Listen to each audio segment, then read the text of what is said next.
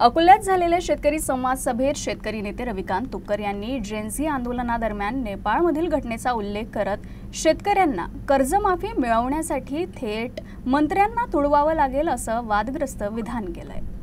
सोयाबीनला भाव मागा, मग कापसाला भाव मागा, सांगण्याची परिस्थिती भावना अशी आहे की जोपर्यंत तुम्ही आम्ही एका ठिकाणी येऊन लढणार नाही तोपर्यंत आपलं काही खरं नाही, ही गोष्ट लक्षात लढावं लागेल। लेकरू आणल्याशिवाय कशी त्याची मात त्याला दूध पाजत नाही तसं आपण बोंबलल्याशिवाय आपलं कालसूत्र सुद्धा ऐकणार नाही। मी तुम्हाला माहिती मंडळी सांगतो, नेपाळला जसं मंत्र्याला लोकांना तुम्ही हरलं तशी परिस्थिती आपल्याला केल्याशिवाय पर्याय नाही।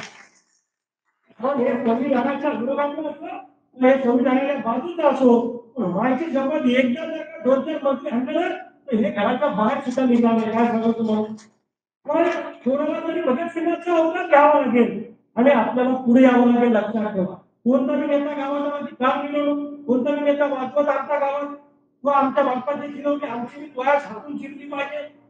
100 वर्ष जगलो नको, तो 150 वर्ष जगला पाहिजे। बापाचं वाटवत असलं आमचं वाटवत वयास हातात झालं पाहिजे।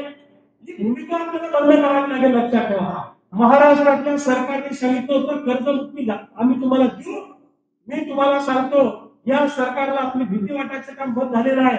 ज्या दिवशी या मंत्र्यांना ठोकाठोकी होईल त्या दिवशी आपली सरसकट कर्जमुक्ती करतील, अन्यथा करू शकत नाही।